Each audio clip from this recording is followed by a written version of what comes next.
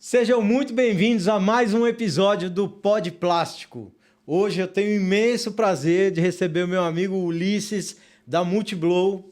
Ulisses, por gentileza, muito obrigado por ter disponibilizado seu tempo, por estar aqui com a gente, compartilhar um pouco do seu conhecimento. E se apresente para o pessoal, por favor. À disposição, Rui. Prazer, obrigado aí pela oportunidade. Eu agradeço muito aí pela oportunidade, né?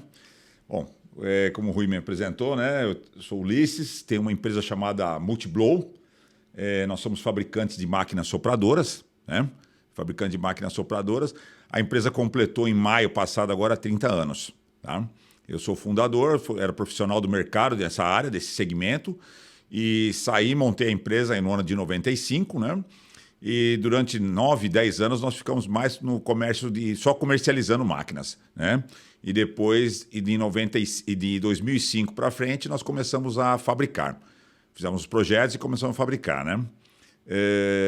Hoje nós somos uma empresa aí líder em tecnologia de máquinas sopradoras, né? Vendemos aqui bastante no Brasil e exportamos para vários países, inclusive Estados Unidos, né? E estamos lutando aí no mercado aí para tentar sobreviver às dificuldades desse nosso mercado aí. Mas somos uma empresa aí com 30 anos, estamos partindo agora para a segunda geração já, que é meus filhos que vão dar continuidade.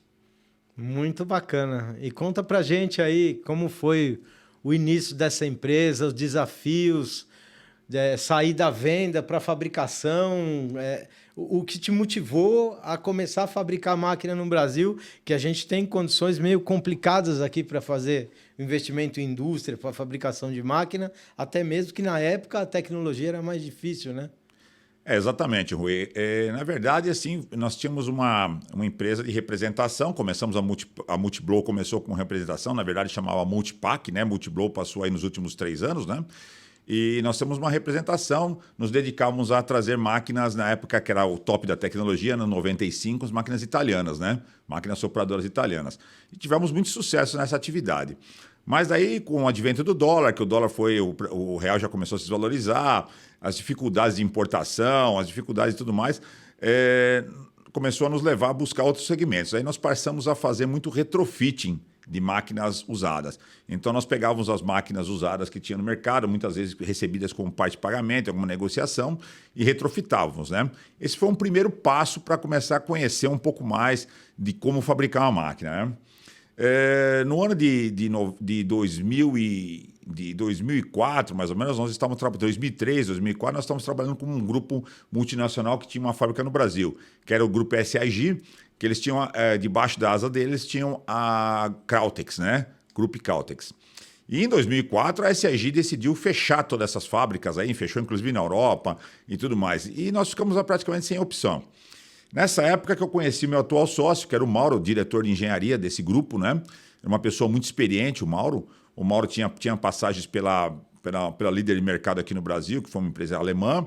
Tinha passagens nesse grupo Kautex lá na Alemanha, no grupo Uniloy lá na Itália. E fizemos um convite, uma parceria entre nós. Falei, Mauro, você é uma pessoa que conhece muito de projetos, né? Nós vamos tentar fazer um projeto e achar um mecenas, né? Que o capital de giro é a dificuldade, né? E foi aí que partiu, porque realmente no mercado tinham poucas opções. Nós tínhamos a low tecnologia e a medium tecnologia. E nós resolvemos partir para uma máquina com uma tecnologia melhor e que nós não conseguiríamos competir no mercado mais barato, essas coisas todas, né? Então o começo foi esse. O Mauro fez um bom projeto e nós encontramos um cliente parceiro que, na verdade, nos ajudou a começar esse projeto a vender as máquinas no mercado, né? As máquinas eram fabricadas mediante encomenda e o cliente nos antecipava pagamentos e tudo mais, porque capital de giro não existe, né? Na verdade, isso não existia, né? E começamos assim, bem devagar, tendo um cliente no começo que praticamente nos segurou aí nos primeiros 2, 3 anos aí de fábrica aí, né? Tá?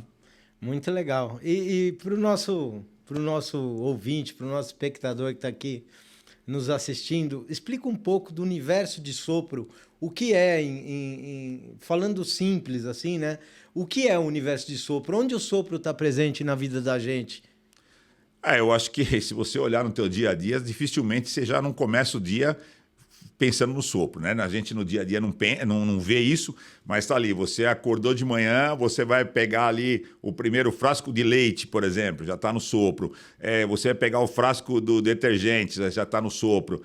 Muitas vezes ali o shampoo, essas coisas todas, está no sopro. Então, o dia a dia, a embalagem soprada está presente aí em vários itens da sua casa, né? Tá? De outras, isso no teu dia a dia, né? E também no universo industrial também, que a gente não enxerga isso também, né? É muito difícil de ver no universo industrial, mas no universo do dia a dia, na sua casa o sopro está presente todo dia, né? Galão de água. Galão de água, o teu produto de limpeza, na tua pia da cozinha, no teu banheiro, estão presentes aí todo dia, tá? Aí tem a parte industrial que a gente não enxerga, que hoje é um grande mercado, por exemplo, a embalagem do agro, né? É imenso esse mercado, né? É um mercado muito grande que a gente não enxerga, mas é um mercado imenso onde o sopro está presente. Tá? E em relação à circularidade de materiais, por exemplo, no agro, o agro tem ele é obrigado a fornecer o galão do fertilizante e o cara é obrigado a devolver aquele galão de fertilizante para ser reprocessado. Ele volta para o sopro? Volta. Esse é um assunto muito interessante no sopro, porque o Brasil está na vanguarda, isso por incrível que pareça, do mundo, tá? Hoje, a embalagem agro no Brasil é reciclado aí um índice altíssimo, 95% a 97% da embalagem, né? Caramba. E foi criado um instituto, chama Instituto Impev, convido a todos aí para procurarem ver. É muito interessante o trabalho que eles fazem. Conseguiram fazer um projeto muito interessante de logística reversa, onde hoje nós temos esse índice alto de reciclagem. Então, e o que acontece? Toda embalagem que ela vai para o campo, ela retorna como embalagem para o campo de novo. Então, hoje, você pegar, vamos dizer, um galão, o produto que tem defensivo agrícola dentro, né? Ou fertilizante, ele já foi galão uma outra vez, tá? Então, eles têm um processo de reciclagem, eles têm uma fábrica muito grande onde recicla toda essa embalagem e essa embalagem vira nova embalagem novamente, tá? Esse é um ponto muito importante. E o processo de sopro, assim, existe um único processo ou são vários processos de sopro? Olha, são vários processos de sopro. Você tem, hoje você divide, né? O extrusion blow, onde você pega o polietileno e ele é processado, né? Ele passa numa extrusora, numa rosca, né? Onde ele plastifica e sai ali para virar um frasco. Esse é o extrusion blow. Ele desce um tubo, fecha o molde, exatamente. Sopra. Ele desce um tubo, fecha o molde e sopra. Tá. Esse é o extrusion blow, né? Aí você tem o processo do injection blow. O injection blow, você é uma injetora onde você gera um corpo chamado uma preforma e esse corpo depois é soprado na mesma máquina e vira um frasco. Esse é o injection blow. Aí é a mesma máquina já injeta e sopra. Exatamente. Você injeta na mesma... Falamos em processo de polietileno e polipropileno. Tá. Quando a gente parte para o PET, nós temos dois processos. Um estágio e dois estágios. Um estágio, você tem as máquinas de injection stretch blow. A máquina injeta... e estira, e sopra estirando, tá? Então você faz uma pré-forma, você injeta uma pequena pré-forma, essa pré-forma... É aqueles tubetinhos, parece tubinho de ensaio, exatamente. Né? Só que isso nesse processo de um estágio é na mesma máquina, você injeta e depois sopra. Uma máquina que tem uma injetora e uma sopradora ao mesmo tempo, tá? Então, esse é o injection stretch blow. Stretch por quê? Você tem que estirar esse corpo. Além de soprar, você estira ele, tá? E nós temos o dois estágios, onde uma injetora faz esse tubetinho que você falou e depois ela é vendido, espalhado para todo o mercado, onde você faz a sopradora. Por exemplo, utilizado muito para água mineral, refrigerantes. Então você vai numa fonte de água mineral, você vai ver uma sopradora onde ela pega aquele tubetinho, reaquece ele e sopra. Esse é o terceiro processo. Então esses são os processos que a gente encontra hoje no sopro. Tá? E você, assim como eu, passou muito pelo desenvolvimento de novos materiais. Sim. Antigamente a gente tinha muito poliestireno, polietileno, o PVC. Nós tínhamos vários tipos de materiais. A entrada do PET foi um frenesi e uma desgraça para a gente desenvolver equipamento para PET. Assim como eu sofri um pouco no tempo formado, você deve ter sofrido um pouco no sopro, né? Exatamente. Na verdade, assim, houve uma migração muito grande de muitas embalagens do polietileno para o PET, né? Nós atuamos nos 3 mercados, né? Nos 3 sistemas de sopro que a gente falou, né? Mas ainda o maior volume para nós é o sopro Extrusion Blow, né? O volume. Mas realmente a entrada do PET migrou muito. O PVC deixou de existir, né? O PP diminuiu bastante, né? E fomos para a migração do PET, onde criou um mercado imenso que também não existia, porque, por exemplo, a bebida carbonatada foi todinha para o PET, né? E isso era vidro, se vocês lembrarem, né? Era vidro, e isso foi tudo para o PET, né? Nós saímos de uma garrafa de 500 gramas para uma de 36, né? 36 gramas. Agora vamos ver essa semana que passou um anúncio de uma garrafa de água de 7 gramas. Vai ser difícil você segurar ela na mão, né? 7 gramas, né? Mas é uma tendência, né? Mas o PET é uma revolucionária muito boa aí no mercado, aí mudou o perfil do mercado realmente, né? E tem alguns mercados que não tem como não regredir, né? Isso tá no PET, não vai ser muito difícil voltar para trás, né? Vamos entrar na área de sustentabilidade. Eu gosto muito de falar. Você já imaginou o garrafão de água de polipropileno, aquele galãozão? 20 litros, né? 20 litros. Que ele é um galão retornável, ele vai e volta. O uso dele diminuiu muito o consumo de combustível. Essa garrafa, por exemplo, que é uma garrafa que a gente está falando que pesa 30 gramas, essa pesa menos, né? Porque é uma garrafa de 600, 500. Isso. Então, isso aqui diminuiu o transporte em relação a uma garrafa que pesa 500 gramas. Então, você gasta menos pneu, você gasta menos combustível e outras particularidades mais, que aí você conhece muito melhor do que eu, no sistema de sopro do que no sistema de fabricação de vidro, né? Exatamente, né? Existe uma economia grande de energia, né? Principalmente nesse sentido do retorno, né? Da embalagem, né? A embalagem não tem retorno, né? E assim, vamos dizer assim, que a entrada do PET criou um mercado muito grande para reciclagem do PET, né? Hoje você pega uma garrafa de bebida carbonatada, ou mesmo de água, você vai ver que a bebida, ela está escrito lá que ela está feita com material reciclado, né? Realmente é feito com material reciclado. Então isso, a cadeia do PET hoje, eu diria assim, que está até mais desenvolvida do que a cadeia do polietileno para reciclagem. Então, hoje você tem muito PET reciclado, você tem uma condição muito boa de fornecer a própria garrafa já reciclada. Isso acho que foi um passo muito grande também que nós demos aí no mercado, tá? Então, isso foi um ganho muito grande. Tá? Eu acho que em relação ao PET, esse ano aqui deve bater alguma coisa perto de 70%, 80% de reciclagem. O ano passado bateu 50 e pouco e o volume está aumentando cada vez mais, porque todos entenderam que a reciclagem é muito boa, é um bom negócio e conseguiu descontaminar e conseguiu a aprovação da Anvisa para voltar para o alimento, que o PET é o único material hoje que volta para o alimento, né? O polipropileno não volta, o polietileno não volta, mas o PET está voltando, então os carbonatados em si, eles estão usando isso. Está até faltando garrafa no mercado, né? Exato. Não, a cadeia do PET é bem organizada nesse ponto, está aumentando a reciclagem, né? Tem alguns pontos aí que nós temos ainda que discutir, por exemplo, que é o PET branco, que tem uma problemática complicada de reciclagem. Está entrando na cadeia uma coisa perigosa aí, que é um PET com nylon também. Isso pode atrapalhar um pouco a cadeia do PET, que está muito bem organizada. Tem que ser observado isso, que a entrada do PET com nylon está começando a entrar em domo sanitário. E isso é um perigo também, porque pode atrapalhar a cadeia do PET também, né? Mas hoje o PET é uma cadeia muito interessante, a reciclagem dele é muito boa aí no mercado, tá? Sempre que você usa materiais compostos assim, com barreira, que você faz colaminação ou mesmo extrusão com coextrusão, são materiais que dificilmente vão para reciclagem, né? Eu entrevistei uma pessoa de equipamentos eletroeletrônicos e reciclagem de equipamentos eletroeletrônicos e a mistura hoje do acabamento da televisão, ele é aterro sanitário porque tem muitos materiais compostos aqui que eles não é difícil de reciclagem. Então, a indústria não recompra. E se isso acontecer realmente na garrafa de PET, vai ser um problema, né? Exatamente. No PET está entrando aí, isso, nos domos sanitários, né? E isso tem que tomar muito cuidado. Na minha opinião, tem que ser verificado, porque não tem como você detectar, né? E aquilo vai acabar entrando na cadeia da reciclagem do PET, né? No caso do coextrudado no polietileno, para você ter uma ideia, hoje a gente tem o mercado no agro, tem muito produto que necessita de barreira, né? E a barreira muitas vezes é feita com nylon, né? Nós temos a barreira fluoretada, que não é problema, mas a barreira com nylon, muitos clientes exigem a barreira com nylon. E a barreira com nylon, esse Instituto Impeb desenvolveu tão bem que ele consegue separar na reciclagem tudo que foi utilizado com barreira com nylon ou EVOH, né, que são barreiras. Caramba. Ele consegue rastrear, isso vai separado e isso é reciclado hoje, vira, para vocês terem uma ideia, tubo corrugado.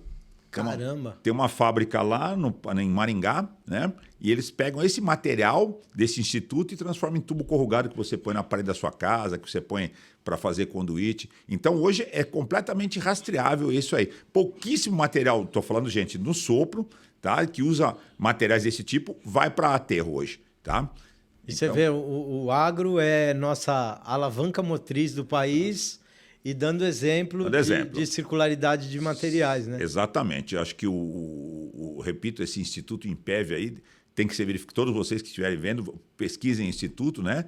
É muito interessante o trabalho que é desenvolvido por eles. É muito interessante. Eu acho que o Brasil devia aproveitar esse exemplo para passar para outros segmentos. E em questão de visão do futuro, assim, Ulisses, na sua visão, o Brasil incentiva de verdade quem quer montar uma indústria, investir em máquinas, qualidade, gerar emprego, ou os financiamentos e apoios ficam muito concentrados a poucas empresas que, na verdade, necessitam menos? Na verdade, Rui, não quero polemizar nesse caso. Não, mas aqui nós temos que polemizar. A verdade é assim, não vamos falar de governos, de nada. Não. Nossos segmentos estão abandonados há muito tempo, né? Nós temos uma indústria, você sabe, e hoje nós estamos abandonados de financiamento. Hoje a minha indústria, por exemplo, eu tinha um volume aí há 10 anos atrás, 12 anos atrás, eu vendia aí 80% do que eu vendia com Finame, né? Que era o financiamento arroz com feijão para todo mundo. Hoje eu vendo 10% com Finame. Que a gente tinha lá o tal PSI, né? Tinha o PSI, tinha o Finame. Esses ficaram todos inviáveis, né? Porque isso passa com juros altíssimos, né? Então, muitos clientes hoje que estiver capitalizado preferem comprar. E aquele que comprar nisso vai ser muito difícil porque vai pagar 2 vezes mais. Então, nós estamos abandonados. Hoje não há incentivo nenhum, tanto para o fabricante como para aquele que quer fabricar, né? Para o fabricante de máquina, de bens de capital, não existe financiamento. Isso, nenhum desses governos tem sido sensível a isso, estão sendo abandonados. O mercado de bens de capital está sendo abandonado por falta de financiamento. Aparece muita coisa, você sabe disso, fala-se disso, vem para o INDS, mas não existe. Enquanto o financiamento passar na mão do agente financeiro, não existe financiamento. Eu quero explicar. O BNDES passa pelo banco e o banco não dá financiamento para ninguém. E o engraçado é que se uma multinacional, não vou dar nome aqui, mas se uma multinacional vai buscar o recurso em valores altos, ela consegue pegar direto no BNDES. Exatamente. Sem o agente financeiro. Nós que precisamos mais disso não conseguimos, né? Não conseguimos. Há pouco tempo atrás, o BNDES me procurou para fazer um projeto de inovação, mas as garantias que o próprio BNDES pedia são impossíveis. Então, esquece. Não existe. O banco também te pede muitas garantias e, na verdade, assim, você tinha que ter uma linha de crédito interessante aí que pudesse ser viável. Lógico que tem que ter, os riscos têm que ser analisados, mas da atual situação, além de tudo que está de juros, o cara pede tantas garantias que não existe indústria que consiga financiar. Então, hoje, a indústria nossa de bens de capital tem que ser olhada com mais carinho, porque senão nós vamos ser extinguidos há pouco tempo. Uma coisa também que é um ponto bem interessante, óbvio que nós vivemos o mesmo mercado, a gente vive no mercado de equipamentos, nós temos um problema, nós temos um protecionismo de mercado que nos protege contra a entrada de produtos chineses, que, na minha opinião, deveria ser mais efetivo, que é em relação aos NCMs, né? Os tipos de equipamento que tem fabricação nacional, nós temos uma proteção para que, se venha um equipamento de fora, ele pague um tributo, porque aqui tem a fabricação nacional. Como você vê isso desse órgão que ele nos massacra com perguntas e nós somos os caras que... Os vilões. Os vilões e não os caras que querem trazer, né? A gente praticamente tem que ter um departamento respondendo a esses organismos, né? Na verdade, Rui, assim, quando a gente, você sendo criterioso, um ex-tarifário, vem um pedido de ex-tarifário. Na verdade, o cara que está trazendo quer porque quer trazer, e o MEDIC não trabalha a nosso favor, né? O MEDIC é um órgão do governo que trabalha Na verdade, trabalha contra aí. Está sempre querendo provar, querendo mostrar. Então, eu tenho casos, muitas vezes, de ter que contestar 2, 3 vezes a mesma coisa, porque o cara não aceitam e não aceitam. Então, é muito complicado. Hoje, nós temos uma imposto de importação que está a 11,2%. Falar para você, na verdade, Rui, é nada contra a China, tá? Esse 11,2% não é nada. É miséria para eles, né? Porque, assim, o Brasil tinha um mercado de bens, falando de bens de capital, nós tínhamos indústria da bens de capital de média qualidade, era do Brasil. Era do Brasil. Nós tínhamos o produto de média qualidade. O high qualidade, a alta qualidade, era Alemanha, era Itália, era Europa ali, né? Que fazia, né? E a média qualidade o Brasil mandava, né? E hoje nós estamos perdendo esse mercado. Foi um momento que nós perdemos para a Coreia, perdemos agora, estamos perdendo para a China. E com a China a briga vai ser muito mais feia. Porque você sabe lá que tudo é subsidiado, você sabe disso. Sim. O governo subsidia. As regras não são claras em termos de trabalhistas lá. Nada. Tá? Não temos nada de regra trabalhista. Então, muitas vezes, aí, quando fala-se de parceria, os governos vão lá, fazem cara de paisagem. O que é exigido de nós, lá não é exigido nada. Então, aí é fácil você trabalhar. Eu já tive a oportunidade, visitei fábricas lá, você também deve ter fabricado. Sim. Você olhar a fábrica, ele faz um produto interessante, pode fazer, mas em termos de realidade de vida lá da pessoa, é zero. Tá? Em termos de leis trabalhistas, é muito, muito, muito, muito ruim. Então, fica muito difícil. Você tem subsídio e não tem exigência, você não tem como competir. Entende? Nosso mercado fica muito difícil. Nós temos produtos de qualidade muito boa. Tá? Eu exporto para os Estados Unidos, a gente tem produtos. O que nosso primeiro prevê. Você exporta para os Estados Unidos até quando eu não sei, né?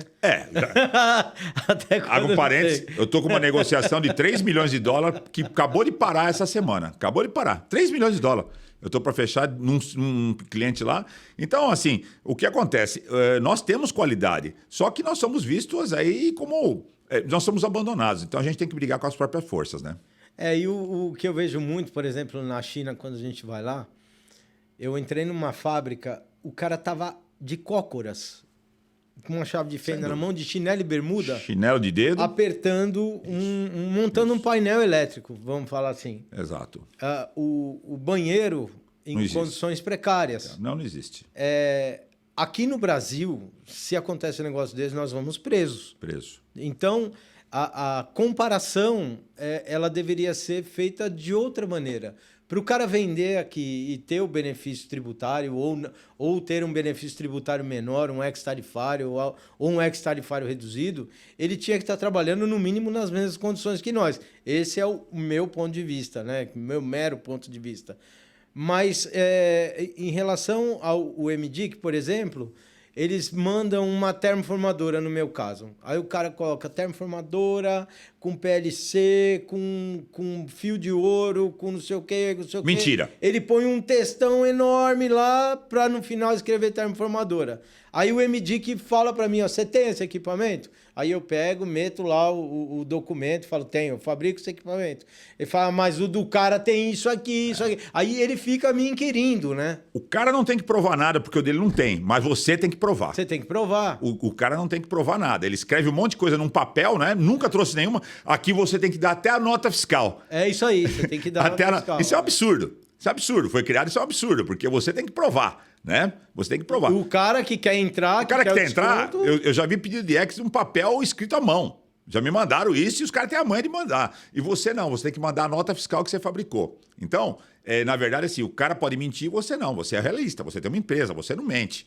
Você aí, Ulisses, o cara, vamos falar que é uma prática comum, a gente sabe que é uma prática comum, o cara mudar o NCM. O cara muda o NCM de máquina de sopro para uma máquina de desentortar banana que não tem no Brasil. Isso, e aí você não tem controle. Aí ele muda, chega lá no porto. Cara, o fiscal vai saber? O fiscal vai conhecer? Eu acho que eu não queria nem entrar nesse fator aí, porque ele conhece. Não, mas nós temos que entrar, É lógico que ele conhece, né? É lógico que ele conhece. Por isso que existem os engenheiros que são auxiliares dos fiscais, da fiscalização. E como é que passa, cara? Que passa que a gente sabe que passa. Então, Rui, passa. Você já andou na 25 de março? Então não precisamos falar muito. Isso aí. Você já andou na 25 de março, no chão ali, como é que passa? No maior porto do Brasil, do mundo, no Porto de Santos, como é que entra tudo aquilo? Então, aí a gente é melhor a gente... Infelizmente... Mas é um negócio que nos ataca... Acontece em máquina todos os também. dias, Exatamente. Né, todos os dias isso não ataca. E um tema polêmico, mas necessário assim, a entrada agressiva de máquina chinesa aqui, que a máquina chinesa cada vez mais eles estão buscando o nosso mercado e nós não... a máquina vem barata, mas se você vai comprar um insumo lá, o insumo é tarifado, super tarifado, ele tem trocentos... impostos para você trazer um insumo para montar a sua máquina. E a máquina do cara não é dessa forma. Isso eu acho desleal também, né? Nós tínhamos que trabalhar na mesma paridade, né? Exatamente. Rui, nós fizemos um levantamento, para você ter uma ideia, nem com China. Hoje, um concorrente meu italiano, ele paga um insumo da máquina, vamos dar um exemplo aí, vai uma coisa sendo bem práticos, né? Um servomotor e um drive. Custa para ele, do mesmo fabricante que eu compro aqui no Brasil, de 30% a 40% menos na Europa. Na Europa. Caramba! Na Europa. Ele paga mais barato que a gente. Por quê? Você é obrigado a comprar aqui, que tem o intercompany da própria companhia, tudo bem. Mas você tem toda a tarifação, todos os impostos. Então, o insumo lá. Agora, você imagina um chinês, como é que ele compra lá, entendeu? É muito, muito mais barato. É difícil competir.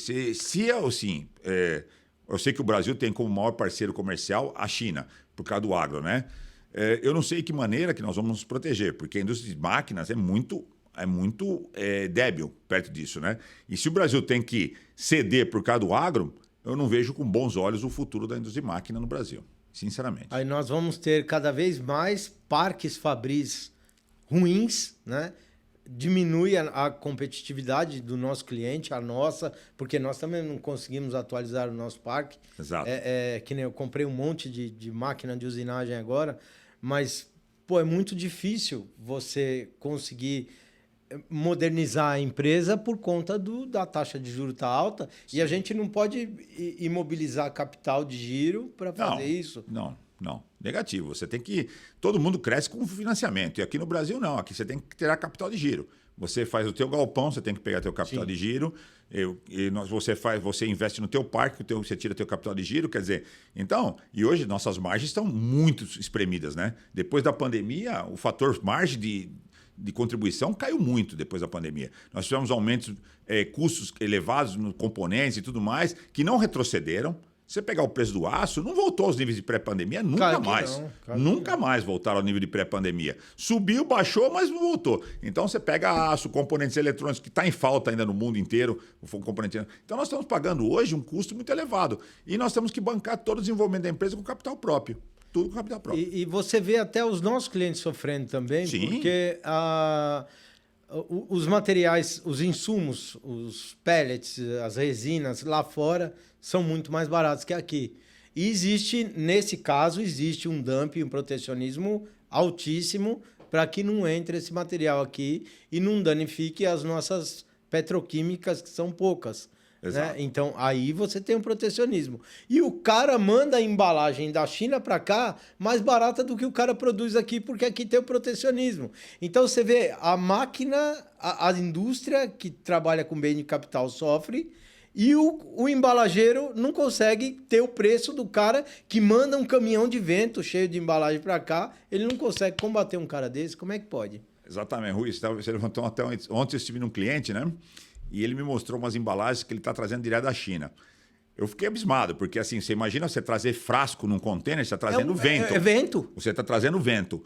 Ele consegue trazer e fazer mais barato do que ele produzir ou comprar aqui no Brasil. Então, eu vejo isso aqui. O fator China, lógico, o mundo vai ter um desafio muito grande. Claro. Mas nós temos que estar preparados. O Brasil tem que se organizar melhor. Nós, como fabricantes, e nossos clientes, como consumidores, tem que tomar muito cuidado para onde vai. Porque, assim, num primeiro momento, pode surgir você ser seduzido. Eu vou trazer uma máquina barata. Mas fique esperto. No próximo momento, eles vão começar a trazer a embalagem para cá. O chinês é um desenvolvido, mas ele não põe o pé no país para fazer fábrica, como foi o europeu. Eles vêm para vender. Entendeu? Eles querem vender o produto deles e acabou. Eles não querem... Se puder vender o acabado, melhor o acabado. Ainda, então, né? Hoje ele vem e vende uma máquina. Amanhã ele vem e vai vender o produto. Ele põe um container de bombona, ele põe um container de frasco. Eu vi isso ontem. a um custo impressionantemente barato, o cara consegue trazer contêineres da China. E vamos voltar lá na pandemia, que foi aquela coisa horrorosa que aconteceu para todos nós. Mas, assim, da pandemia para cá aumentou muito produtos soprados também, igual os termoformados? Sim, Rui, aumentou muito. Nós viemos uma crescente aí impressionante. 2019, 2020 achava que o mundo ia acabar, né? Aí 21, 22, 23 foi realmente anos de muito crescimento do sopro. Principalmente porque a pessoa usou mais o domo sanitário, né?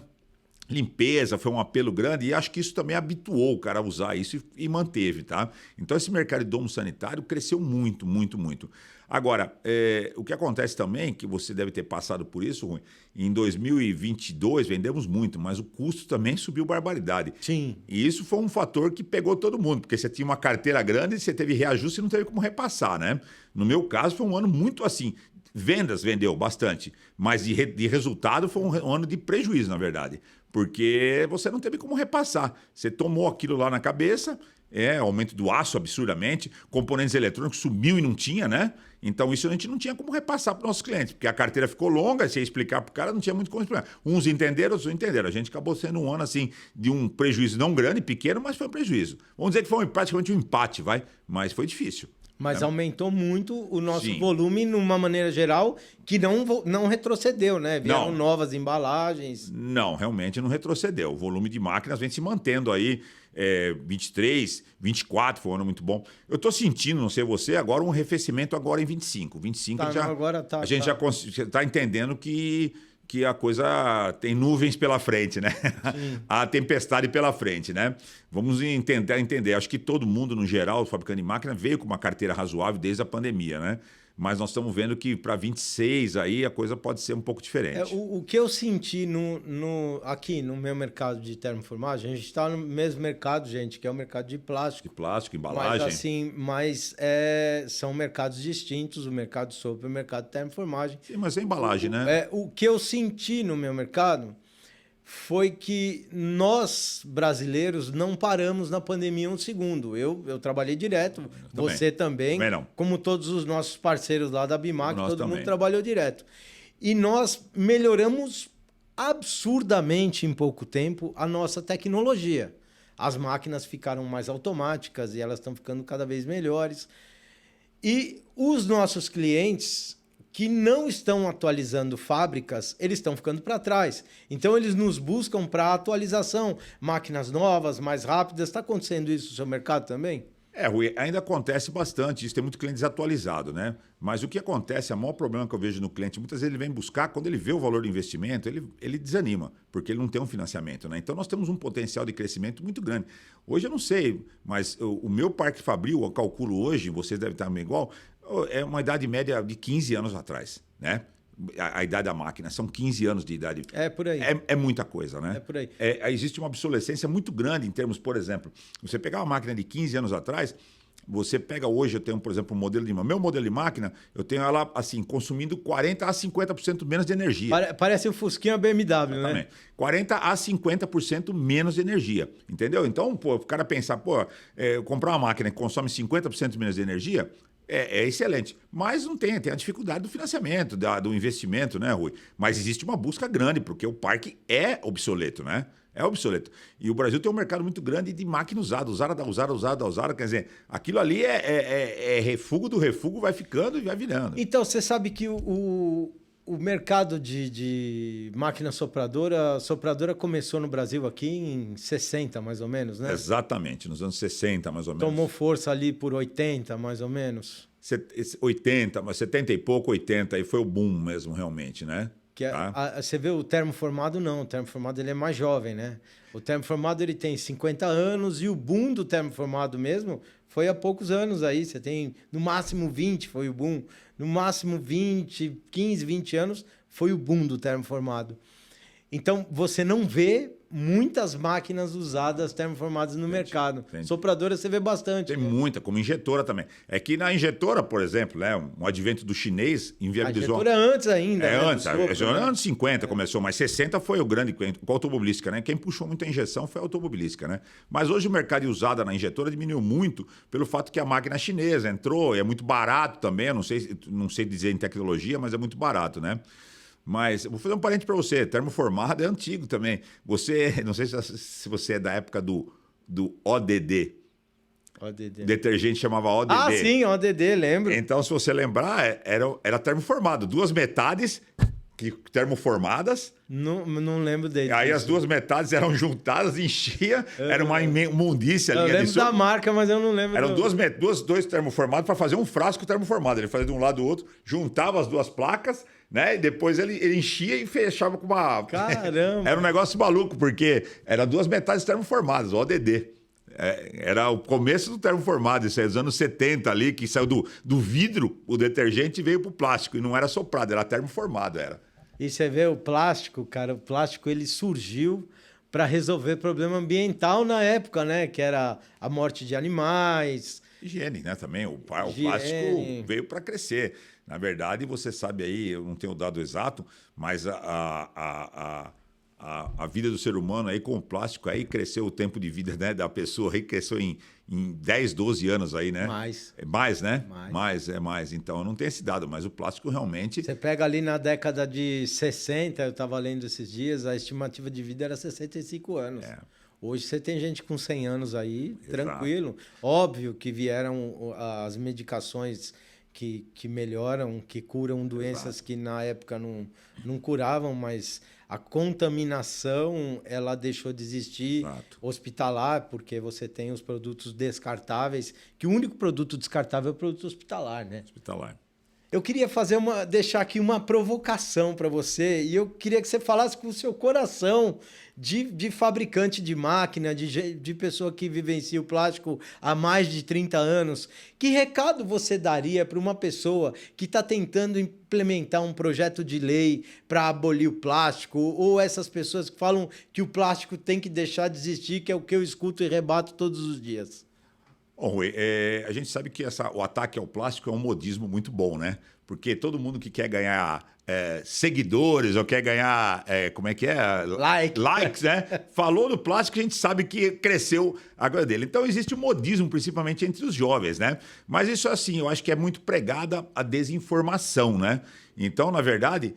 O ser humano não vive sem o plástico. Se acontecesse isso, nós íamos retroceder, ia ter um problema absurdo aí de sobrevivência do ser humano, né? Tá? Mas o que falta de se falar hoje no mercado sobre o plástico é a destinação. Eu acho que o grande problema é assim, a reuso do produto, né? O plástico hoje tem que ficar muito claro, é 100% reciclável. Esse papo de microplástico, isso aí é muita coisa que tem falado de modismo. Mas você pegar um produto, essa caneca, esse frasco que estão em plástico, você vai lá e pega eles e reprocessa, ele vira caneca de novo, ele vira frasco de novo. Então não existe essa história. Uma sacola, que estão falando tanto do mercado, ela volta a ser sacola, gente. O que tem que ser trabalhado, e isso está faltando, é a política de destinação. E isso está ligado às políticas públicas. Hoje, vou ser bem claro, o governo faz cara de paisagem. Ele prefere aprovar uma lei que abole sacolinha, mas ele não vai trabalhar em fazer um trabalho de coleta seletiva.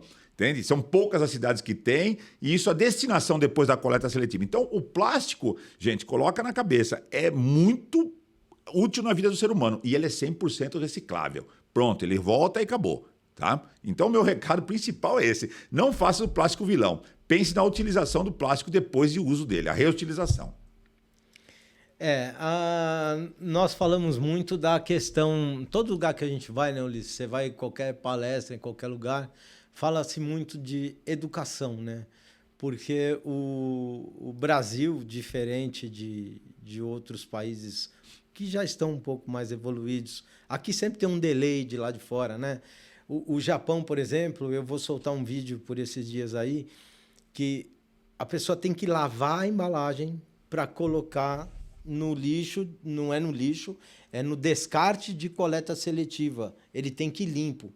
Eu tenho visitado cooperativas para entender até um pouco mais o que eu posso, o que eu não posso falar, o que é verdade, o que não é verdade. A gente tem que se atualizar da informação para entender o que está vindo das redes sociais também, né? E a gente está fazendo um trabalho bacana para que isso aqui tudo não seja rejeito, que muita coisa a gente sabe que é rejeito, mas como fazer para não ser rejeito? Então, o que nós entendemos? Que tudo nasce no desenvolvimento de produtos, no design da embalagem. Se o cara fizer um design mal feito, que ele não seja um design circular, a embalagem o destino dela vai ser aterro sanitário, porque ela não foi pensada na circularidade, que até hoje nós tivemos uma economia linear, que é a de produção, consumo e descarte. Agora veio a economia circular, que muita gente nem sabe o que é a economia circular, por isso que nós precisamos de educação. E aí nós fizemos o Instituto Sou do Plástico, que estamos trabalhando nisso. Você que ainda não conhece o Instituto Sou do Plástico, entre @soudoplástico ou soudoplástico.com.br, soudoplástico.org.br, é uma instituição sem fins lucrativos que leva educação para os jovens e crianças. E para a gente sair um pouco do palco e ir para a ação e mostrar o que é e como é. Então, a questão de coleta seletiva, o jeito que o material chega na esteira, a esteira de seleção, cara, eu acho que é a coisa mais desumana que tem. É a pessoa estar lá e receber um lixo no meio daquilo lá que é um produto que vira dinheiro, né? Rui, a gente volta naquilo que você falou. Primeiro de tudo, é conscientização. E eu não vejo uma conscientização se não dependendo de políticas públicas.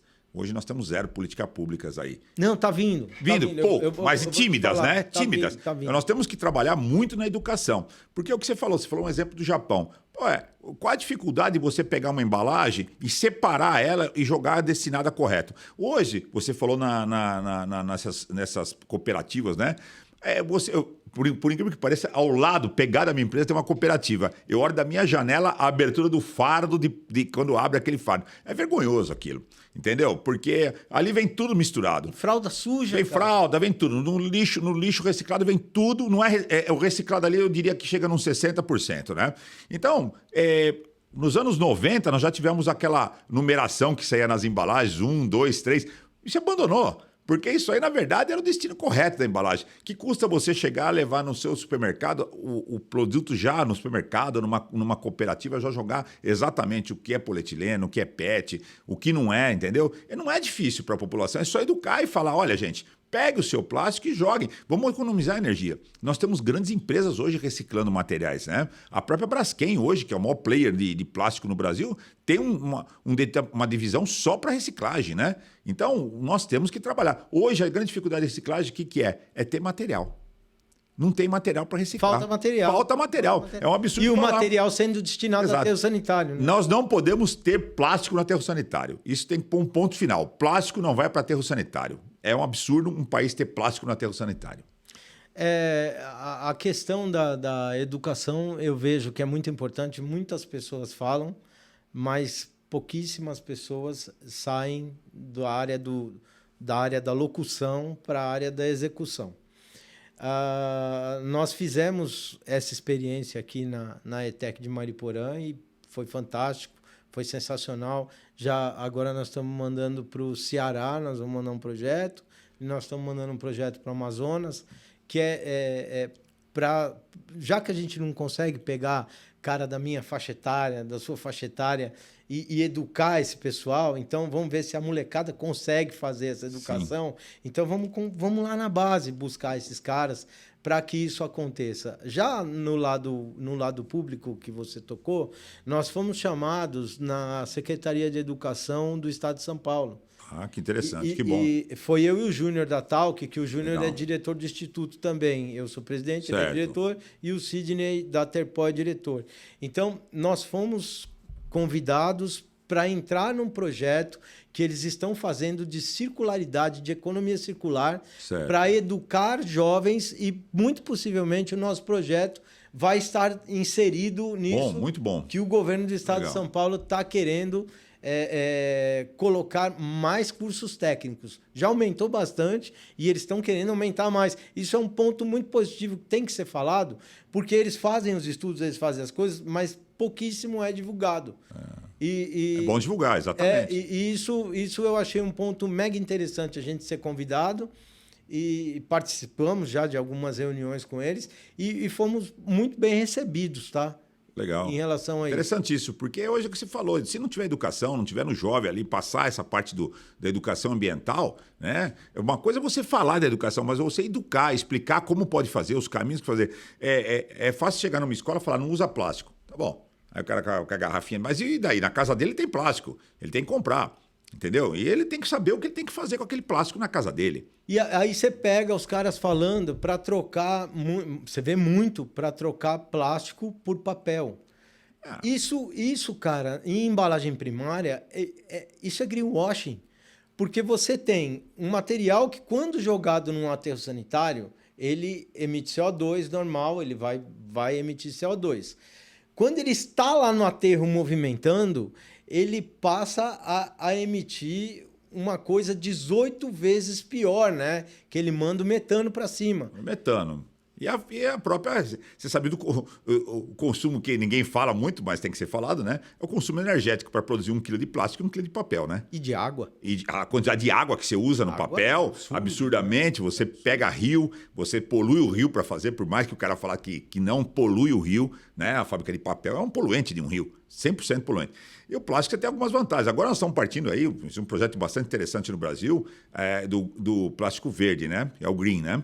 I'm green. Isso é interessantíssimo. Lógico que a produção é pequena ainda, mas olha, é um plástico que vem totalmente de origem vegetal. Né? Totalmente, a produção do eteno é um processo pioneiro do Brasil que ninguém tem lá fora, é interessantíssimo. Quer dizer, você tem opções muito grandes. Então, na verdade, hoje você tem coisas...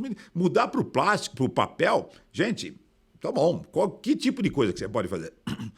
Nada. Exato. Se você não plastificar, você não pode pôr líquido exato. dentro. Aí vem aquelas embalagens aí que tá muita gente colocando aí, o stand-up push, essas coisas todas. 5, 6 camadas, você sai do frasco, você tá pior ainda. Né? Então, isso tem que ser explicado, né? Que nem foi pro copo, o copo de papelão, mas é parafinado. É um veneno aquilo, né? Você pega avião pra caramba, que nem eu, que a gente vai visitar cliente. Os caras, eu vou falar o nome aqui porque eu tenho que falar. A Latam trocou tudo que era plástico por papel. Legal, ótimo. Cara, o cara que fez, aí a gente cai no desenvolvimento de produto. O cara lá do marketing, do desenvolvimento de produto, ele catou um tema polêmico na internet e jogou para a companhia e o cara aceitou aquilo. Só que ele não entende ciclo de vida, avaliação de ciclo de vida. Quando você fala de avaliação de ciclo de vida, não dá para comparar plástico com papel de jeito nenhum. O plástico ganha em tudo. Mas isso aí, na verdade, eu acho assim que o plástico, minha opinião, está mal representado, porque falta explicar isso, né? Porque o plástico ganha em tudo, né? Na verdade, é uma jogada muito grande de marketing que está acontecendo aí, né? E está ganhando. Mercados que estavam se extinguindo estão ganhando mercado de novo, né? Fabricação de copo de papel, essas coisas todas, né? Mas ninguém explica, né? Outro dia também eu fui numa grande cadeia de coisas, discuti até com um gerente no Ibis. Não temos água em PET. Legal, você não tem água em PET. O que você tem? Eu tenho... Não, nós temos água em Tetra Pak. Meu Deus, meu amigo, você sabe o que faz? Tá fazendo Tetra Pak, é zero reciclável. É zero, não tem Tetra Pak. Embalagem de papel cartonado com nylon e com polietileno, alumínio. A delaminação é extremamente complicado. Exatamente. É extremamente complicado, né? Extremamente complicado. Então vai falar o quê? Né? Esse cara aqui, ó, esse cara é o suicida, esse aqui, ó. Esse é o meu canudo suicida. Esse cara é o cara que corre e se joga pra entupir nariz de tartaruga. Né? É aquilo que aconteceu. É pragmático isso, né? Todo mundo sabe que jamais entraria no nariz de uma tartaruga um cano daquele jeito, né?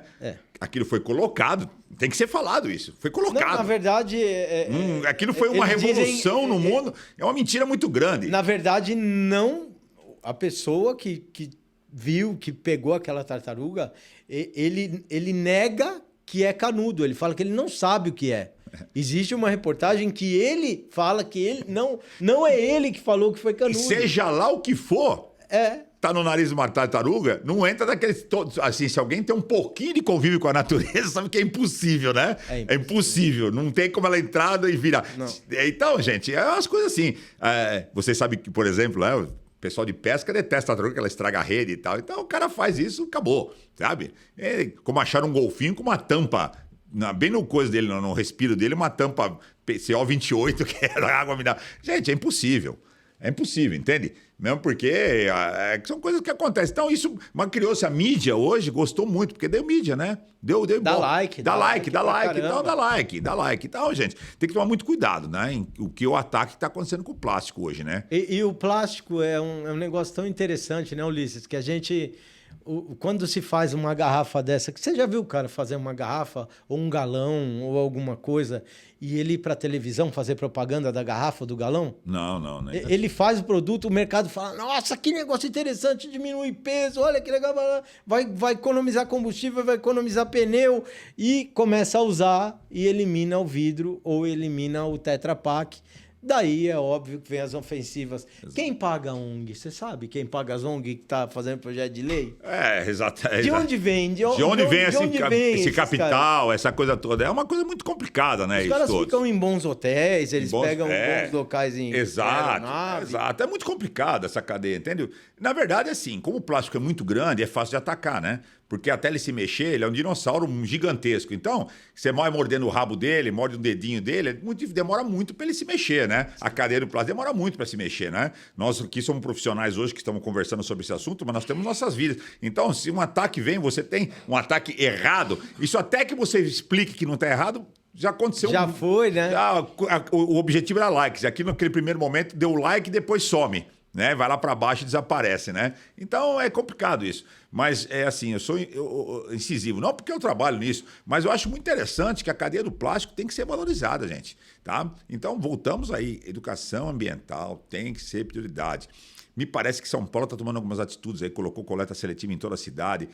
É um primeiro passo, lógico que a gente fala, vai para a cooperativa aquele fardo bagunçado, mas pelo menos está catando lixo, não vai para aterro, né? Primeiro. Então parece que isso é verdade, não sei, preciso verificar, está sendo anunciado, né? A gente entre anúncio e acontecer, a gente tem que analisar, né?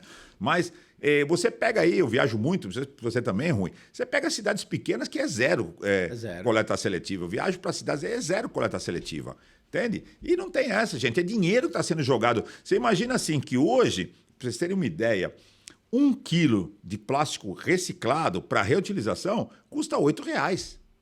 1 quilo de plástico reciclado custa R$8. Você fizer uma conta do que você joga, você vai ver no ano quando você joga no lixo da sua casa. É isso aí. 1 quilo de plástico já reciclado é R$8. Que o seu não custe 8, mas pelo menos R$2 custa o quilo daquilo que você joga no lixo. Hoje, 1 quilo de plástico no lixo. Um negócio, Ulisses, que a gente fala muito aqui, o lixo, ele é custo para o Estado. Quando eu falo Estado é município, Estado e Estado, sim, Estado Brasil, é o Estado como um todo. O lixo custa muito caro para o Estado. Então, o que a gente defende aqui é que quem mais recicle, menos paga imposto. E isso é uma coisa... Abordou muito bem. Que a gente fala, porque se o cara recicla mais, o Estado para de enterrar, para de ter custo, e isso reverte em imposto lá no final, mas ele não tem que tributar o cara que está lá pegando, reciclando, ele vai tributar o produto final. Então, a nossa meta de trabalho, inclusive nós temos a Frente Parlamentar da Economia Circular, que estamos debatendo alguns assuntos, como o assunto que é a minha vida é a termoformagem, então nós começamos por pautas em cima da termoformagem. Sem dúvida. Tem 2 projetos de lei lá que já estão na CCJ, espero que sejam aprovados, que vão ser extremamente benéficos para o meio ambiente e espero que os deputados analisem aquilo com muito carinho. O Bruno Zambelli, que é quem é o dono da Frente Parlamentar, certo. Ele que abriu a Frente Parlamentar para a gente, e nós envolvemos todas as associações ligadas ao plástico, as maiores associações estão dentro dessa Frente Parlamentar, que ela vai abrir para todos, ela já está abrindo, a gente já está inserindo outras cadeias, que são as cadeias do eletroeletrônico, a cadeia do papel, a gente já está começando a trazer todo mundo, porque quando se fala de economia circular, a gente fala de um todo, a circularidade de todos os produtos, que é o que a gente quer. A gente é do plástico, que é a nossa vida, mas eu não sou inimigo do papel. Eu acho que a garrafa ela tem que ser embalada numa caixa de papel para ser transportada. Exatamente, o papel tem que ser a sua circularidade também. Só que o papel, eu vejo o papel na embalagem secundária e não na embalagem primária. Sim. Porque na embalagem primária ele tem que ter proteção de plástico ou de uma resina tóxica. Mas tem um volume muito grande mesmo na secundária, né? Você sabe disso. Tudo que teu cliente faz, ele embala. Claro. E é grande. E na pandemia faltou. Exato. Faltou tudo na pandemia. Mas o papelão a gente sabe que foi o que mais faltou, né? Aí eu faço a provocação. Na pandemia faltou por quê? Porque a importação não veio, né? Exatamente. Então, se o Brasil segura um pouquinho e deixa o mercado interno trabalhar e os nossos governantes não nos atrapalhem, pô, fala aí o que a gente vira, Ulisses. Exatamente, vira uma potência, né? Hoje, que se deixasse a gente trabalhar tranquilo, né? Hoje a gente tem uma tributação muito elevada, né? E uma série de leis aí que só atrapalham, né? Então, se não fosse, na verdade, o governo deixasse nós trabalharmos em paz, era o paraíso, né? E a pandemia mostrou isso. A pandemia mostrou isso, exatamente. Que todo mundo trabalhou pra caramba, vendeu pra caramba pro mercado. Com suas exceções, é óbvio, os comércios que foram penalizados, sim. As indústrias de alimento também. De alimento que eu falo são os restaurantes. De entretenimento, vamos dizer, a indústria de entretenimento foi muito prejudicada. A hotelaria foi péssimo. Não é assim dizer. Para muito. Mas para a indústria foi bom pra caramba. A indústria trabalhou muito nesse período aí, que foi o que ajudou a sair da pandemia, né?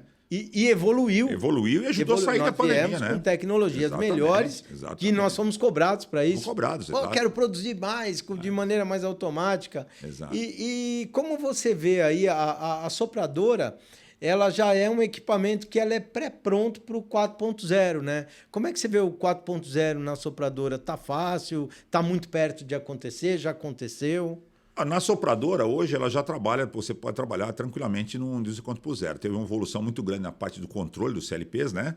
E você tem trabalho totalmente 4.0. Hoje você controla completamente a distância, o produto totalmente. Então, nós já temos clientes hoje trabalhando em si. O que é o problema maior hoje da sopradora é o fim de linha, né? O que sai da sopradora, o que ele vai fazer, como ele vai fazer. Então, essa automação do fim de linha, que ainda às vezes é um empecilho para o 4.0, né? Então tem que investir muito hoje no pós-linha, né? Então é a máquina, depois que sai, testar o produto automaticamente, né? Fazer um teste de estanqueidade, por exemplo, e depois já embalar ele automaticamente, né? Existe a disponibilidade no Brasil, hoje existem máquinas muito boas para fazer isso, mas o investimento. Então muitas vezes o cara ele controla toda a máquina dele, mas ele não controla o fim de linha. Então lá muitas vezes no fim de linha tem uma moça lá pegando na mão, pondo no saco, plástico, né? Isso aí estraga toda a cadeia. Então, na verdade, hoje tem que existir um investimento muito grande no final de linha, na automação do final de linha. Tá? É um caminho que tem. Mas hoje a máquina controla... Está próximo. Está próximo. Hoje, para vocês terem uma ideia, a máquina ela faz o produto, ela, por exemplo, toda a parte se tiver rebarbas, ela já cai, já realimenta a própria máquina e já utiliza no processo. Então, se um frasco tiver que tirar a rebarba, ela já tira toda a rebarba, que antigamente era feita na faquinha, a mulher cortava Hoje não, ele tira rebarbado, aquela rebarba cai numa esteira, ela cai no moinho, esse moinho já moe e já realimenta a máquina. Então, hoje não existe processo de rejeição. Se dá uma garrafa com defeito, ela cai nessa esteira, já vai para o moinho, moe e já volta. Então, isso já é controlado. Então, dentro da indústria de sopro, ela é extremamente sustentável, porque ela não polui absolutamente nada. Negativo, exatamente, né? E hoje também nós tomamos um cuidado na nossa indústria, só um parênteses interessante, nós estamos hoje praticamente em fabricação de todas as máquinas, nós colocamos à disposição do cliente a carboneutralização daquela máquina. E ela é carboneutralizada através de crédito de material reciclado. A gente tem uma empresa parceira que faz isso para a gente, tem um selo e ela dá a máquina completamente carboneutralizada. Toda a emissão que você gerou na cadeia produtiva da máquina, você compra carboneutralizada. E esse parceiro nosso carboneutraliza com material polietileno reciclado. Caramba, que bacana. 100% reciclado. Interessantíssimo. Exato. É carboneutralizada. Ulisses, tem algum tema que nós não abordamos aqui que você gostaria de abordar, de falar? Eu acho que foi bastante amplo aí. Eu acho que a gente não pode ficar muito específico, né? Porque nós estamos falando para um público geral, né? Sim. Então, acho que é para entender um pouco o mundo aí do que é do sopro, né? A pessoa ter mais dimensões, né? Tá? Eu me coloco aí à disposição aí das redes sociais aí para esclarecer quem precisar de mais um material mais específico, né? Mas essa é a ideia, né? Eu acho que assim, nós estamos falando de sopradora, frascos, embalagens sopradas, mas eu gostaria muito de deixar focar muito na economia circular. Isso é uma coisa que o plástico, para sobreviver, vai ter que investir muito. Tá? E eu acho que o meio ambiente agradece, porque é muito ruim, acho que hoje todos nós aí que olhamos, um dia de chuva, você olha no Rio Tietê ali, o famoso, o que você vê em cima? É só embalagem boiando, né? Aí isso é culpa do soprado, tá? Porque o soprado é o que boia. É o que boia. Ah. É o único que boia. O que boia é fácil de recolher. Né? É fácil, exato, gente. Então você chega ali como é que chama ali? Em Itu, né? Sal de Itu ali, né? Você vê aquela barreira ali, várias máquinas recolhendo aquele. E você sabe que aquilo é reutilizado, gente. Claro. Por que precisou ir pro rio? Entende, gente? Então fica essa o meu desafio, gente. Nós temos que investir muito, muito em políticas de economia circular. Nós temos que investir nisso. Nós temos uma frente parlamentar Exato. aberta, que ela está lá para todos nós darmos opiniões, sugestões, pautar ajudar na construção de projetos de lei que beneficiem a cadeia da economia circular. E isso ali foi um negócio maravilhoso que nós conseguimos. Importantíssimo. Eu acho que o deputado nos acolheu de uma maneira fantástica e a gente tem que aproveitar isso. Exato. Isso seja para o usuário que tem uma ideia, para o próprio reciclador que tem uma ideia. Só que os caras têm que se aproximar da gente para que isso aconteça. Exatamente, né? Exatamente. Tem que ter essa proximidade, tem que ter essa sinergia para para isso aconteça, sabe? Que fique bem claro, hoje o plástico não é inimigo do meio ambiente. O inimigo do meio ambiente é o homem. Não é o plástico, é o homem. Né? Aquele exemplo famoso, né? A faca mata sem o homem pegar ela na mão? Não, mas ele precisa da faca e matar o outro, né? Então a faca não é uma arma, né? Na verdade, quem é a arma é o homem, né? Então o plástico é a mesma coisa, gente. Se você não pegar isso aqui e jogar ali, não descartar corretamente, ela vai poluir o meio ambiente, né? E fique sabendo, hoje isso aqui já foi garrafa um dia, o frasco de shampoo que você usa nessa casa já foi frasco um dia, hoje já está assim. O frasco dos teus produtos de limpeza, todos já foram com certeza frasco um dia ou qualquer outra coisa. Então hoje já está, você pode dizer que tudo que você está usando já tem uma parte de reciclagem. Tem que ser maior. O que pega agora também, que eu gostaria de falar, é sobre nós não falamos sobre os produtos compostáveis, né? Os produtos compostáveis aí que estão vindo, eles estão tentando invadir o mercado de todos os lados, como tem que ser, tudo que é bom tem que ser emplacado, mas nós não temos composteiras, né? Então, eu acho que é um mercado que está vindo, ele vai chegar, mas hoje nós não temos sequer saneamento básico no país inteiro.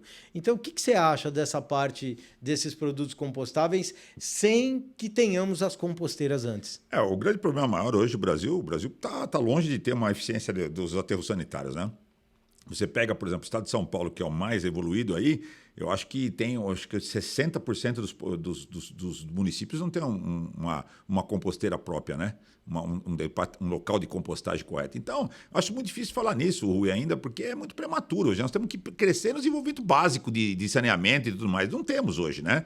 Não temos isso. Então, eu acho assim, nós estamos indo pro top da coisa antes de investir na infraestrutura, né? É que esses materiais, eles não vão de encontro à economia circular, não, porque eles não são circulares, eles são pensados na economia linear. Eu acho que tem que ser evitado, a minha opinião. Minha opinião, a economia linear tem que ser evitada. A minha opinião é a economia circular. Isso vai mover o mundo, tá? Tem que ser investido na economia circular. Tem que ser muito investido. Nada pode ser jogado no lixo. Outro dia eu li uma reportagem fora do nosso campo. Um grande problema no mundo hoje, sabe o que é? Roupa. Roupa é terrível. Terrível, porque hoje investiu-se na roupa econômica, né? De giro rápido, voltamos do mercado chinês, né? E não tem o que pôr isso. É um grande poluente no mundo. A pessoa usa uma temporada daquela roupa e joga no lixo. Quer dizer, então, é lógico que é menos que uma embalagem. Mas a embalagem também, nós temos que investir na economia circular. E é prático, é fácil de fazer. Não é impossível, gente. Tem que trabalhar nisso. Eu acho que não vamos partir para esse caminho de compostagem, essas coisas. Eu acho que isso é prematuro. A gente tem que trabalhar na economia circular. E é completamente viável. Meu. Eu tenho a mesma opinião. É completamente viável, gente. Vamos trabalhar isso, vamos abandonar isso, né? O governo tem que ser sensibilizado. Por exemplo, você começou um parênteses. Por exemplo, eu tenho conhecidos que têm empresas de recicladora de plástico, né? Cara, ele paga o mesmo imposto que o outro. Não é impossível isso, gente. Ele teve que catar, limpar, lavar, moer, fazer. Não pode. Tem que ser isento de imposto. Esse cara fez um benefício para o meio ambiente. Sabe? Ele conseguiu catar aquilo, fazer. E não, paga a mesma coisa, paga a mesma coisa. Entende? Então, muitas vezes essas empresas acabam ficando pequenas na ilegalidade, porque é mais fácil do que ficar na legalidade. E não incentiva, não incentiva. Então, é essa provocação para você que está nos assistindo. Nos ajudem a construir Exato. Uma proposta de projeto de lei para que ela chegue à nossa Frente Parlamentar da Economia Circular e que nós consigamos convencer os nossos políticos a aprovarem um projeto de lei desse, porque hoje, meus amigos, tudo passa pelo estado de São Paulo. Então, o que nós regrarmos em São Paulo, a gente acaba regrando o Brasil inteiro. Sem dúvida. Sem dúvida. Eu acho que você está corretíssimo na sua colocação, Rui. Vamos regrar aqui, que é o nosso estado, e vamos tentar passar isso para o Brasil inteiro, porque é muito importante. E você vê, Santa Catarina, que é um polo plastiqueiro importante também, é completamente a favor de tudo isso também. Sim, sim. Eles podiam entrar com a gente e dá para somar, dá para somar. Nós temos tudo para fazer isso. O duro é que a gente não tem muito tempo, né? Tempo, exatamente. Nós estamos aqui falando, né? Daqui a pouco nós estamos nas nossas mesas já, tudo que nós conversamos aqui, mas é importante que isso que vá ao ar, o público em geral que veja isso, trabalhe nesse sentido, entenda essa parte da economia circular. É muito importante para o Brasil. Não só, como você falou, não para a cadeia do plástico, não para todas as cadeias. Todas as cadeias. Desde um móvel velho que você joga fora, de um sapato velho, nós temos que trabalhar para isso, gente. Porque o volume é muito grande. O Brasil hoje é ínfimo nisso aí. Nós temos que ter uma política eficaz contra isso, sabe? Para que isso funcione, venha a funcionar, sabe? Eu dou sempre esse exemplo do mercado agro, mas existem todos os mercados que possam ser utilizados, né? Tá? E aí, vou começar com você, a primeira vez que eu faço essa pergunta. Quem você acha que nós devemos entrevistar no Pod Plástico, que nós deveríamos convidar para participar do Pod Plástico? Quem nós deveríamos convidar? Puxa, vou ficar... Quem você queria ver aqui? Quem eu gostaria de ver aqui? Eu gostaria de ver, talvez, esse deputado da Frente Parlamentar aí, que nós estamos trabalhando com ele aí, eu gostaria de ver ele falar. Bruno? O Bruno. Eu acho que seria muito interessante ele vir falar, explicar para nós o que ele está fazendo. Porque eu vejo ele, eu conheço ele, mas eu acho que ele, assim, ele é um pingo d'água no oceano lá. Eu sinto isso, eu não sei se é isso. Então, eu gostaria de ouvir ele. Eu acho que era muito interessante ele vir aqui e colocar, porque nós temos a ideia do que precisa fazer. Mas ele trabalha para isso. O tempo dele é para isso. O nosso tempo é para nós termos nossas empresas, nós estamos dedicando uma partezinha do nosso tempo, mas o tempo dele é para isso.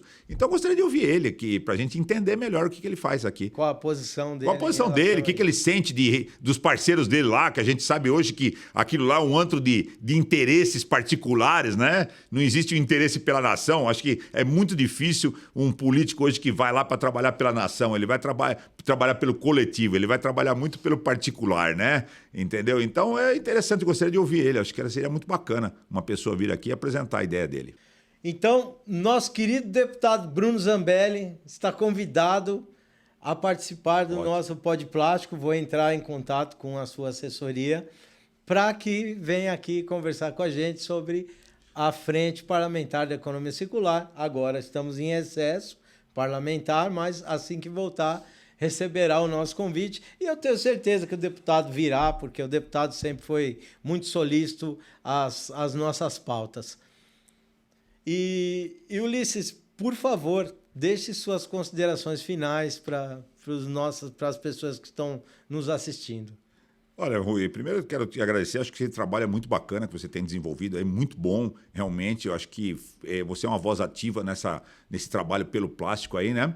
E o que eu acho que é interessante ao público geral é você ter essa análise do que o plástico é na sua vida, tá? eu gostaria de deixar essa mensagem. Você analise o que o plástico é na nossa vida e se é realmente ele o vilão da natureza, né? Como tem passado aí pra gente, né? Mas muito pelo contrário, ele é o amigo nosso, né? Vamos trabalhar para que isso seja desmistificado, né? E venhamos a trabalhar numa situação de economia que a gente trabalhe pela economia circular. Eu sempre bato nessa tecla. Vamos trabalhar em cima da economia circular. Porque se a gente não trabalhar, nós vamos ter problema em tudo no mundo inteiro. O mundo futuro vai ser muito complicado, tá? E falando do plástico, vamos trabalhar no plástico na economia circular. E muitíssimo obrigado, Ulisses, por ter despendido um pouco do seu tempo para vir conversar com a gente, para nos dar essa aula de equipamentos de sopro, a gente debater um pouco sobre os temas de plástico. E muito obrigado a você que ficou até agora, que nos aturou até agora falando sobre plástico. Muito obrigado.